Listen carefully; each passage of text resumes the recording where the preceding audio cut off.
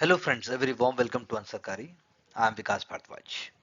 So continuing our understanding of many important subtopics as we have been dealing with Max Weber, we are here taking up second very important subtopic which is not directly given even in the syllabus, that is with respect to rationality, how it is visible in different social settings, and here we are talking about religion because we have already discussed, say for example, economy.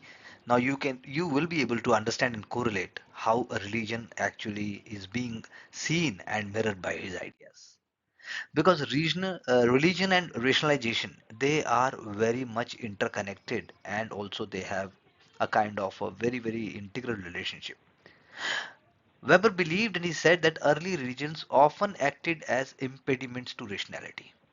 If I say in general in terms, if you talk about since very beginning, then there had been ideas of superstition, ideas of exploitation, ideas of misguidance, ideas of not really doing justice to the masses and to the devotion.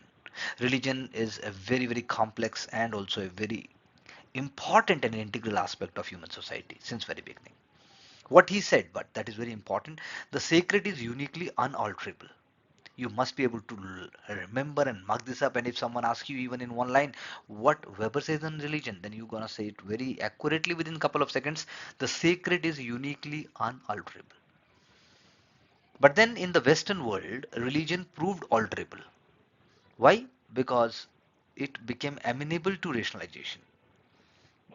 Certain aspects of religion which actually impacted daily life, and daily life which got impacted religion in return, you can say they all got correlated, and Weber was studying this, and he went on to say that in Western world, if you see religion and the religious activities and the daily life, you will find there is a kind of rationality visible over there. Similar kind of pattern is not visible in non-Western societies. So he believed, and he went on to say that religion played a key role in rationalizing other sectors of society.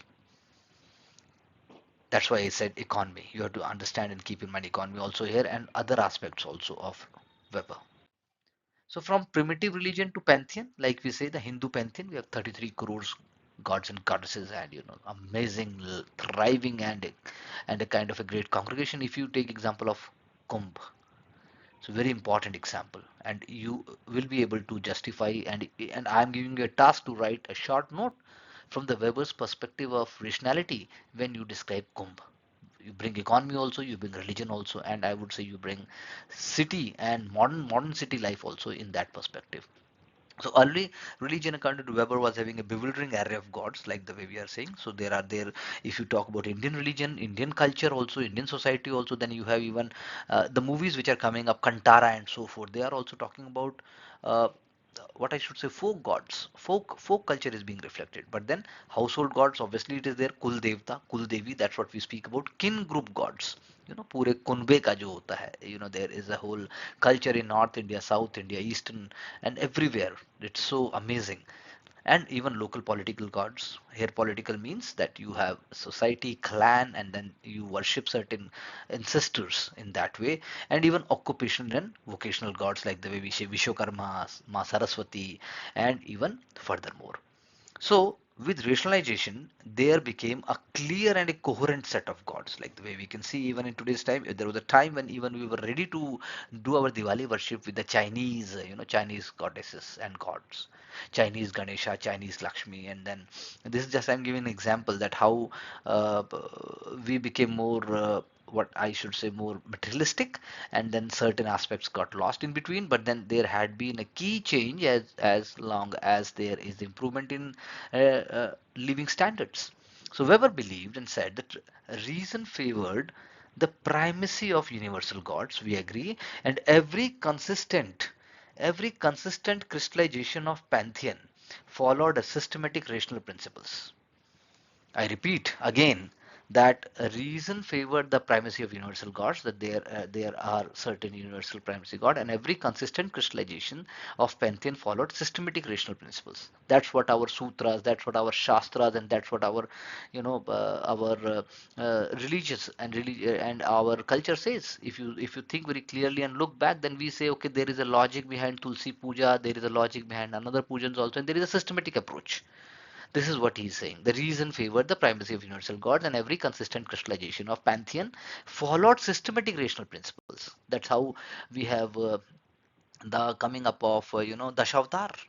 We have coming up of if I say like Lord Krishna and his worship and different philosophies. So there are other aspects also. Delimitation of jurisdiction of gods. That means with time, it got widespread. It got the ideas got spread. It went on to delimit in territorial form and so other monotheism as a rational development. That's what even Rajaram Mohan Roy, when he was speaking about monotheism, he was not against gods. He was only against the superficial version of the idol worship. And anthropomorphization of gods. That means gods being attributed with humanly qualities, humanly features, humanly attributes, like Lord Ram, we say, or they, for example, even showcasing Buddha, even Lord Buddha by Mahayana Buddhism, he was shown in human form. But outside the West, there are barriers outside the west, that means eastern world, eastern world, I mean to say, like Asia and Africa, and there are pressures for rationalization. Yeah, there is a resistance, there is always a tension, there is always a kind of a what I should say, kind of a churning going on, which is always questioning the way we are approaching, the way we are living, the way we are having say for example Chhat Puja. So there is a pressure for rationalization in one that sense, we can say. What are the agents? What are the agents of rationalization over here in religion? So priests versus magicians. In African culture, magicians still, you would say that magicians, like the way in the past in India, जादूगर जिसको हम कहते हैं या तांत्रिक जिसको हम कह सकते हैं, but priests are carriers and expeditors of rationalization. They are the carriers and expeditors of rationalization, and magicians sustain irrational systems, jhad phunk, tantra mantra. And the priest would be carrying on a systematic way that you do a pujan, you do havan, and you do a yajan and so forth. So priest rationality is due to what? Because they had a systematic training under their seniors, under their guru, under gurukuls, rishi, and all that, and they are highly specialized. That's what we say. We have Jyotirlingas, and we have Shakti Peeths, and we have Tirupati, we have Sabrimala, we have Ma Vaishno Devi, and so forth. Systematic religious concepts are also there. That's also we agree. So priests are both products and drivers of rationalization. That you should be able to explain when the question comes up in couple of sentences. What about prophets and laity? That's a very important concept that Weber was speaking about. So prophets, that is, there is a personal calling when we talk about prophet. When we speak about these items, that how they are actually influencing and being influenced. Emotional preaching is there, and proclamation of a doctrine is there. Okay, they will be very unpopular as such because they will be controversial at times, and they work alone.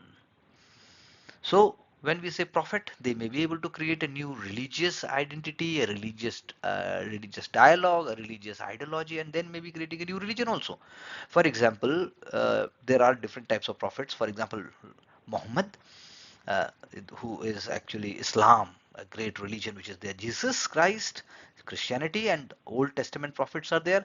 And then there is a demand by these prophets as they demand obedience, I should say, and the obedience is seen as ethical duty. Teachings are supposed to be followed in a very ethical and also in a very very religious way.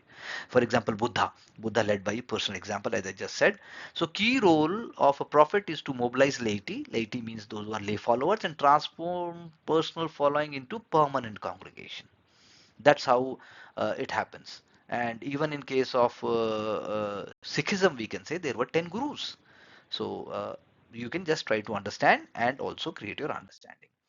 But when we say priest versus prophet, what's the definition? What is the actually difference and how they are comparing? So prophets are initial mobilizers, but later a barrier to rationalization. Initially they are mobilizing initially, later on, but they become barrier to rationalization because in the longer run, priests, they are able to bring certain changes, they are able to bring certain values, they are able to, over a period of time the practices got changed, and they become more materialistic maybe and more superficial. It may happen, and there may be emerging of different kind of sects also in that, but the whole core part remains the same.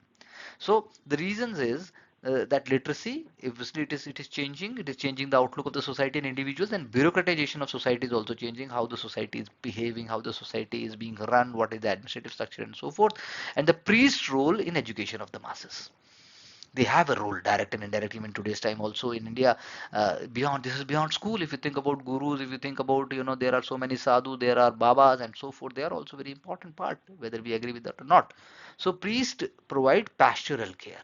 Why and how? Because they are daily, providing something. They are feeding something, and they are daily cultivating ideas into minds of the laity, and laity is also following them. Whereas in the West, the church combined rationalized pastoral character plus ethical religion. So that's how in West it went on to change. When we speak about it, it went on to play a different role, especially in the modern times, and it is highly influential and a rational form of religion. Persisted, and it attracted urban middle class, whether you talk about Europe or even the US. So it played a key role in rationalization of economic life and the sectors in countries like Germany, UK, France, and even that means, if we take example even of the US. So rationality came into picture. Same religion played a different kind of role rather than India. It remained sacred, but rationality emerged into it, and it became more and more mechanized also in different ways. So, in case of India, if I say, then the case remains very different. But I have a question for you. If the prophets ignite religious movements, but priests institutionalize them, does rationalization always require the suppression of charisma? Do you think so? It always require, it always, rationalization will always be leading to suppression of charisma. What do you think, and what is your idea? Think about these terms, revise the lecture once or twice, go with the keywords, and try to write a short note, which will definitely be helpful for you in the mains examination.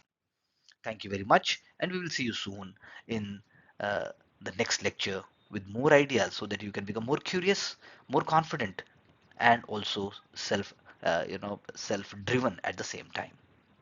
Thank you very much.